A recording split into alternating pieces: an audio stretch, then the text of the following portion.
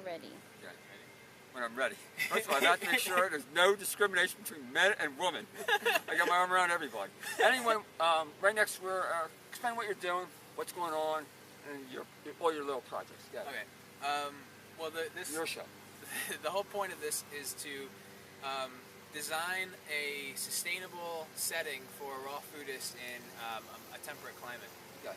We were in Florida. It's easy to be fruitarian in Florida. It's just hard to handle the culture there and society. But it's beautiful here, and there's so much land in this climate zone that people should be able to know how to make it work for them and be a sustainable raw foodist and not be ordering food from everywhere. So everybody kind of knows that's my deal. Right. So and you have some brilliant ideas too. So what I'm trying to do is we're here at this center, and we're sort of they're kind of letting us run loose on the land and do all these projects. And what we're really trying to do is while practically trying to feed everybody at the center, and they have a retreat kind of center here where we can grow enough food so that they offer a lot of retreats for like anybody that there's no financial boundaries. So anybody who needs the retreat can come. What is the retreat about so people get a clear idea? A lot of them it's a rebirthing breathwork, so it's like it's a breathwork technique for like meditation, relaxation, things like that. And there's a lot of emphasis on spiritual purification. And it's run by Leonard Orr. Leonard Orr. Yeah. Whose website or something like that. So what they see the movies. Oh, I'm interested. Yeah, I'll put it in the comments. Okay, good. Because I have to check. Keep my mouth shut. Okay. So, but he's also a proponent of like he thinks that it's about connecting with the elements, and one of the ways to connect with the element of earth is by being healthy and eating a raw food diet. Right, absolutely. So we've done raw food preparation and stuff like that. But the whole idea is to go to centers around the country, or maybe around the world at some point. Yeah, and build these garden town setups so that they can have sustainable ways to offer. If they're going to be offering things by donation, we want to eliminate the overhead. So even if people are going to donate, nobody has to pay for it. We want to. You hear that, America? You have 2 volunteers. Get your pens and paper right now. So we're working here on these models, and I'll show a couple of the main things that we have here. This is going to be a greenhouse. Okay. It's an earth-sheltered greenhouse. Okay. So there's 2 things that are in play here that are going to make it sustainable in the wintertime. Okay. I could have put just a heater in there, right? But that's not quite sustainable because you're still using a lot of fuel, whatever you have to use for fuel. Even wood, it's still polluting. Rocket thermal mass heaters are a way too. But this was a way that I thought of that you don't have to burn anything. Right. It's you're familiar with the Earthship design, right? So this is kind of similar. Half of the back half of the greenhouse is buried, so it's sheltered literally by the earth. Now, it goes one step further because in the back section I have what's called a hugel bed, which is basically there's a bunch of logs at the core of that bed, and then it's a slope bed that's created on top of those logs. So as those logs break down, they'll fertilize that bed, they'll water that bed. And they'll heat that bed. In other words, you don't need any water or fertilization. Right, no fertilization. And after you water it a few times, it starts to store a lot of water, so you don't have to keep watering it.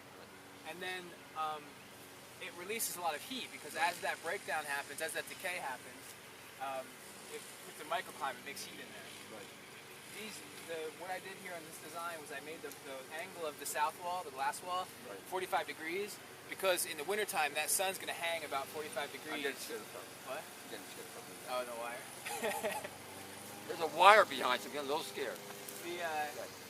The sun's going to hang about 45 degrees, so this is going to catch, the hugel bed's also about 45 degrees, so that's going to catch all that heat in the wintertime and store it, and release it at night.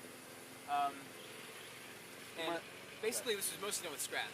All these windows, the windows that are going to go in there, I found, if you look at that blue around the squares, that's actually padding from a cut-up yoga mat. It was an old yoga mat that I cut up. So you built this costing actually nothing? Well, I think it was all together with the materials we had to buy. It was like $150.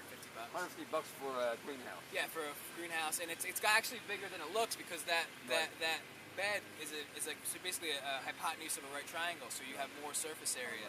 And then we're going to put beds in the front of there too, so there's going to be plenty of surface area. And if you look, you can put beds on top of that downturn. No, you're going to plant right into that. You're going to plant right into that. Wow. And then actually in the front we're going to have straw bale beds. So by next year that should be blooming. By this summer actually, because what's going to happen in the winter, I'm glad you said that, in the summertime when you try to grow lettuce in like the heat of the summer, what happens is it bolts. It grows too fast and gets bitter. So what we're going to do is I'm going to pop the windows out in the summer, throw a shade cloth over it, throw a shade cloth over that back bed, and grow all of our lettuce in there in the summertime so we can maintain the lettuce all year round, and when fall comes we'll throw the glass back. How much would I produce, by the way? This produce, it could easily feed probably 60, I don't know how many pounds, probably feed at least 4 people in the summertime, in the winter time. Because the other thing was we have this bed up behind it. If you can see, there's a bed at the top, at the apex of the hugel. It kind of blends into that sheet mulch bed behind it. And so what happens is that sheet mulch bed, even though that wall, insulates it, those beds are connected through the soil. So they'll share nutrients and they'll share heat. Very good. That's good. And the other beds, you can see how I did the sheet mulch bed here. How much time we have? Anytime. What about this area right here? This is pretty interesting. Okay, so this is actually what we talked about. This kind of struck me as very interesting. We talked about the hugel bed in there. Right. That's a hemi-hugel. There's a half a hugel in there for the greenhouse. Yeah. This is the full hugel. What's it called? The hugel bed. Hugel culture, it's German for mound culture. Okay. So it's mound beds. What you do is, you can see all these logs here. So you take big, fat tree logs, preferably hardwood, except for not walnut, you don't want the jungle in there. Right. But you have all your hardwood, trees and everything. You build it up, you cover it with sticks, and then you take the grass that you pick off the top, and you lay it on top of the sticks to create like a surface. Right. Then you take your soil, and you dump your soil on just to create this big hill. Right. So those logs, that's what's going to break down over like 60, 80 years. And constantly be fertilizing, constantly be adding heat, and it's also going to turn into a big sponge. And actually this costs you nothing, right? No, because you go around, you find sticks, you find logs, you throw it down here, you dig it out. Can I borrow your sticks, please? Well, that's the thing, people want to get rid of this stuff. They want to get rid of this stuff. So you say, hey, do you have the deadfall? You say, you pay me, I'll take your stick. Exactly, or like you go around the town when they have those bulk garbage nights, people put out like the trees that fall from the storms. Oh, right. You bring them over here. Wow. So you just stack it all up, and you dig out the trench so you hold more water. Now basically what's happening here, see how you have this aisle, it's about probably 5 feet across, but since it's about a 6-foot hill, you have to imagine like an isosceles triangle. So you have a 5-foot here, 6-foot high.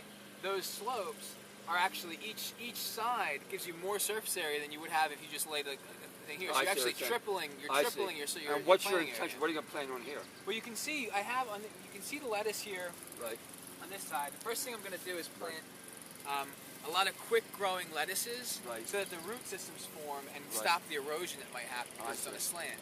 Then once that develops, once that root system develops, I can plant a lot in here. And one of the things I'm going to do, the runners, like your squash and tomatoes and the viney things that you usually have to like tie up, if you plant them in the top, they'll kind of cascade down the hill. So you won't have to worry about tying them up and things like that. You mentioned about orange trees and citrus trees. Oh, right. The microclimate formed by these, because it's such a there's such a large amount of decay, so there's a lot of heat coming out of there, and so you can actually Sepp Holzer in Austria, he uses a lot of stones too to hold heat, but he grows in Austria, which is a much more northern climate than here. He has citrus trees, orange trees, lemon trees, tangerine trees that will grow all year long because of the heat that's created from this bed. Because as long as the soil's warm, we don't have to worry too much about keeping the rest of the tree warm. So it doesn't really matter the climate, just how you plant it. Yeah. Wait, I'm sorry. Matt will be at our place August 3rd. If you have any more questions, we have a big Raw Experience number 3. Matt, we got 15 other chefs there. We got a women's section. We have movies. We have $10. And actually, this must get a $5. It's $10 the admission? Yeah. Wow. And you get a whole day event with 30, 40 different speakers, and you get a free green. This month we give you a free green smoothie. That's $5. Our goal is at 300 to 500 people. Wow. That's our goal. It's in Lansdale, it's right by your place. In Lansdale, the same place. Okay. Yeah, I want to say bye. Bye. That's it. Show for next 2 or 3 days. Yeah. And actually, Saturday we're going to give out free green smoothies. Yeah, we have free smoothies in town at Public Works Day. Oh, good. Okay, good. We're ready for it. Okay, bye.